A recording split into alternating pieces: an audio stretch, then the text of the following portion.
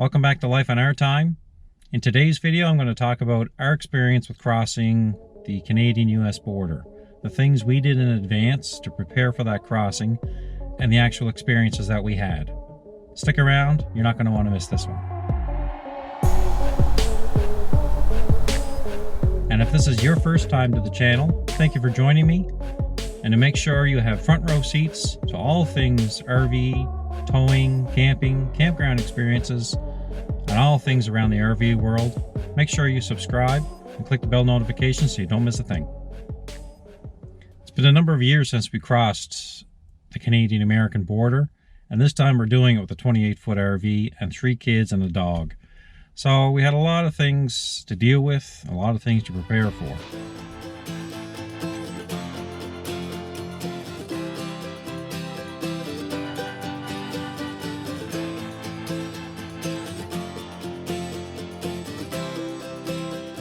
One of the big preparatory items for us was food, was the veggies, the dairy, the meats. So did a lot of research on the US Customs website. We did some camping before going across the border, so we gauged our grocery order around pretty much depleting what we were taking in. Just made a quick stop at the Woodstock Pentecostal Church to grab a quick bite before we continue on and cross over the border, which is a short jaunt across the highway. We had some food we needed to eat up, and rather than chucking it all to the garbage, we thought this would be a good opportunity to stop and eat up some of that before we continue our voyage across the American border.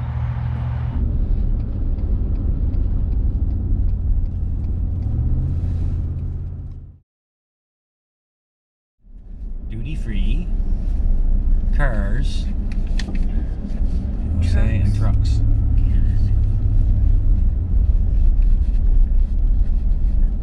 Boys, I don't remember crossing here.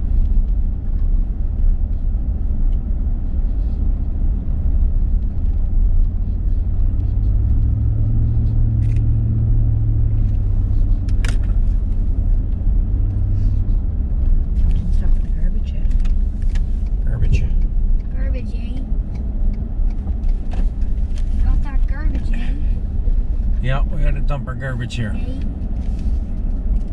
When we were pulling up to the border guard came out. He issued a brief greeting to us, asked me to shut the truck off. So I did that. Asked me to pass him the keys. Of course, I'm going to give him the keys. Asked me to pass him the trailer keys. At this point, I'm thinking, we're going to be here a long time. He's going to tear this thing apart.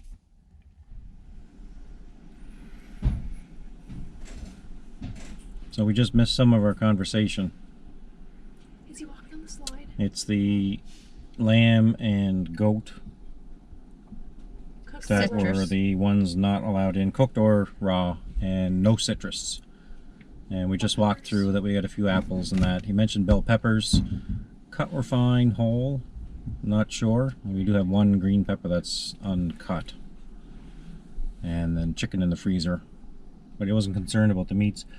Or wasn't concerned about the beef either. Now, that seemed to flag pretty strong when I read their website. As you're approaching the border, make sure you've got all your paperwork ready. We had all of our passports open to our picture page, all 5 of them lined up. We had our certificate, signed certificate from the vet that our dog was up to date on vaccinations, particularly rabies was a big one. And we did come to find out that this year it's mainly the rabies that they're looking for. They want to make sure the dog has the rabies vaccine. No, I think he's got your green pepper. Yep, you got your green pepper. Does Interesting, cut off, yeah. Ask about the cherries, remember? They're not citrus. It's not citrus. Yeah. Okay. Are the apples? Oh, I wonder if it's because when it's cut, right, maybe it's because when it's cut, they know there's nothing on the inside of it. Okay. So yeah, I did find the bell pepper, although you might want to watch out for 2 of the Pepsis that are in the door. They fell out as I was opening them, so Okay. don't open those anytime soon. Okay. So with the pepper not cut, is it because there might be insects or something inside? Gotcha. Okay. Yeah, so Oh, basically it just comes down to, you know, as long as you cut something up like this, those are, you're okay? as long as you cut something up like this, Yeah. your average person is going to realize that there's something in there. Yeah. Alrighty. There's your passports. Thank you. Keys for the trailer and Thank the you. truck. Thanks. If you'd like to stop and just make sure, I'm pretty sure I shut that correctly, but I go through about 100 of those a day, and 100 of them have different locks. So Yeah. if you'd like to check it, you can just pull up down there near where that truck is and check Okay. that lock if you'd like. Perfect. Okay. Thank you. Not All a right. problem. Thank you. Actually, could you just pull up about one truck length so I can make sure I get the trailer plate? Oh, sure. Yeah. Unless you have that trailer plate. No, don't have that one memorized. Okay, yeah, if you could just pull up enough for me to check that out, and then I'll tell you to go down. Okay. Thanks, sir. Not a problem. We did end up having a bit of milk going in to the U.S. We did have some chicken that was frozen in the freezer and some chicken patties, a few odds and ends. We had a little bit of veggies. I figured we would just declare at the border if there was a problem. They could take it and we'd continue on our way. But what ended up panning out is that all these things were fine. The key things for them were lamb and goat that they did not want coming in. The chicken was fine, the beef was fine. And I thought beef was a big thing that we could not bring into the US, and it ended up being fine. On the veggie side of things, the one thing that he did take from us was a green pepper. And it's interesting because in the fridge, we had one whole green pepper, and right next to it was some diced up green pepper. And the diced stuff he left, the whole one he took. And the reason he took the whole one is because he had no guarantee of what might be in there, particularly insects. And bringing insects into the U.S. from another country is a big no-no. We don't want that happening, and obviously it makes sense.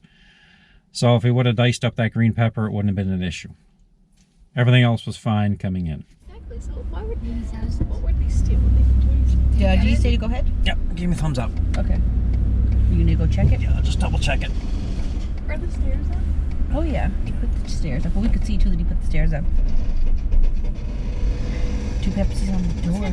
Oh, that's weird. How we? Oh, could have been the angle, and then just if he just had. Are we in the States I don't now? know. Maybe it was the angle when we pulled out of the Are we in church the parking lot. States? We are in the United States, yes. Yay. Welcome to the USA. It started out as quite an intimidating experience, but at the end of the day, it all worked out pretty good.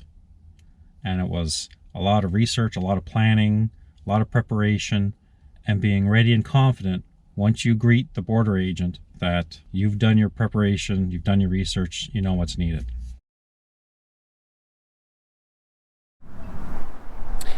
We are just making a quick pit stop at the Walmart in Milton, Maine before we make the crossing back into Canada. Just getting some refreshments. We'll be topping up the tank of the truck and doing a final check before we make the crossing.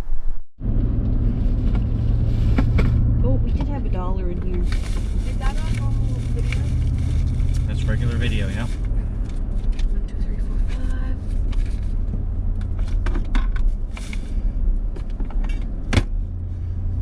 Guys, we're coming up to the border now, so like, don't do anything bad. Can I still have mine? Yeah. Probably. You might want to look at your face. We have to go to the 4th one. You should take your headset off, though. I have to take your headset off. Which one do we got to go to? The 4th one, I think. I think it's at like RVs. Okay. Like the big one? Yeah. Number 4, yeah, it's meant for Is there RVs. 4 borders? There's 4 borders? Only one board, or just 4. 5 gates, actually. 5 gates. Why can't we go through the other gate?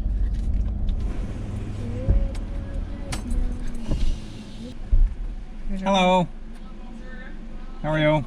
Where do you live? We live in Cole Harbour, Nova Scotia. Stop, Twilight. Been outside Canada. We came Stop, through Twilight. on Tuesday. That's July 2nd. Try to sit tight for just a second. Sure. So you left, you said when? July 2nd? Yep. Everybody's been at the same amount of time? Yes. And what's your total value goods you purchased, acquired, received while you were out? 1 second. Just get a total. It was 72. I spent 5, so like 789. For Of everyone stuff. on board, total? Yeah, that we're bringing back 100,000 all stuff. told. Yeah. Aside from things we ate and consume while we were away. Any alcohol? Yeah, we've got about, between the two of us, we have about 2.5 liters and of hard and 5 or 6 of the little tiny Mickeys. Is that it? Wine or beer? Nope. No wine, no beer. Okay. Traveling with tobacco products? Nope. No. Cannabis products? Nope. How about firearms or weapons? Nope. Dogs Canadian coming back? Yep. Okay. Did you want to see this? Just give me a second. Sure. My hands are a little full. So does the US side connect with you guys as well as far as what they've recorded with us going in? I can't really speak to that. No? Okay. No, there's privacy and all that stuff. Okay. So No problem. if needed, we can access information. Okay. It's whether or not we need it. Yep. That's all I need to know. Oh, so Where'd you there's guys enter the U.S. at? here. Yep, just on the other side. Where'd you stay in the U.S.? Most of it was in Jefferson, New Hampshire. Okay. Dog has valid rabies? Yes. Traveling firearms or weapons on board? No. No cannabis products? No cannabis. Perfect. I'll give that back to you. Okay. Give those back to you. You Okay. folks are all set to go. Thank you very much. Go home. Have a good night. Thank you. Okay, thanks.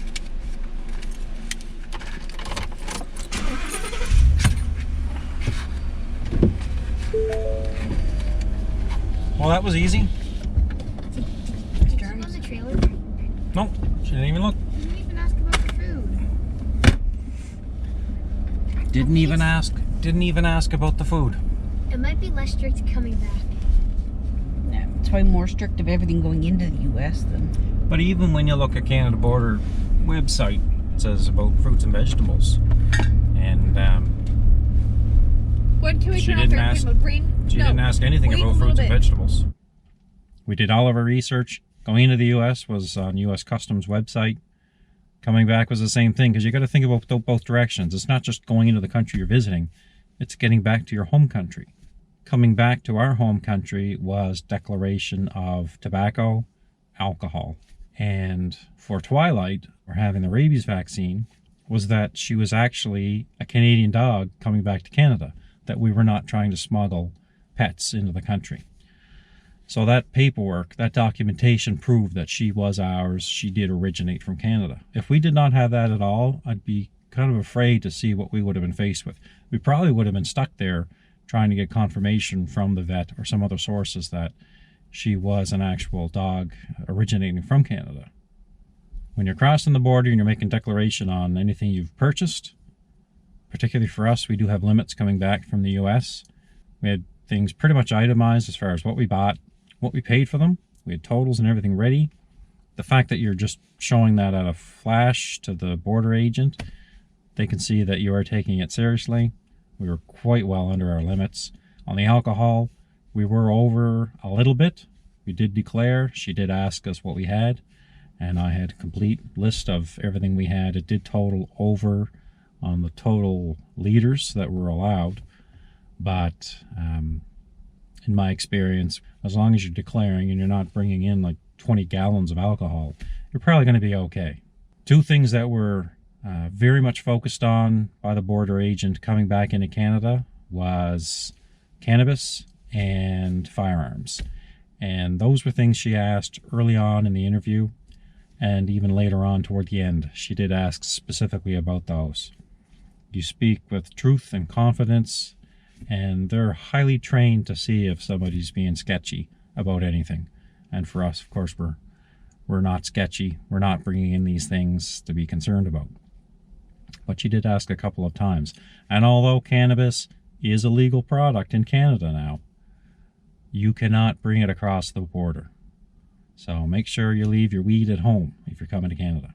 As far as firearms go, we don't have firearms that we're taking across the border anyway. But my understanding is with the long guns, you've got to do paperwork and preparation in advance for bringing those across. If you're talking handguns, just leave them at home, folks. Don't even attempt that. Within Canada, our gun control is quite stringent. For handguns, you're pretty much transporting them from your house to the gun range and then back home. Within your RV, make sure things are not chaotic in there. Sometimes you're on the road, you may stop for a bunch of groceries and you just fire them in your door. Make sure that's not the case when you're going to be crossing the border. You want to make sure the border agent can easily access your trailer and get around inside. Make sure it's not complete chaos in there, that it's obvious to them that things are tidy and they can access things as they need to. They can access the fridge as they need to, because they will be keen to get into the refrigerator and the freezer to confirm what type of food products you're bringing across. If you're staying anywhere in particular, if you can have documentation in hand, make sure you print that off and have it with you. If you're going to be at a location for a week or a month or 6 months, that you've got some record of where you're going and that you do have plans to return to your country. Particularly with the RVs, they are a house on wheels, so you're not really tied to flights coming in and out of a country. With your RV, you could extend it any period of time, long term if you wanted to. So you need to have demonstration that you are coming in as a visitor, because that's who we are. We're visitors. We're visitors to our neighboring country. You're a guest with our friends across the border. Traveling through Maine and New Hampshire, we did come across a fireworks store. I was completely blown away, and pardon the pun, of the amount of fireworks and the significance of the fireworks and the sizes of the packages you could get. And as tempting as it was to try to bring something back to Canada, the fact is that you need to have an importing permit to do that.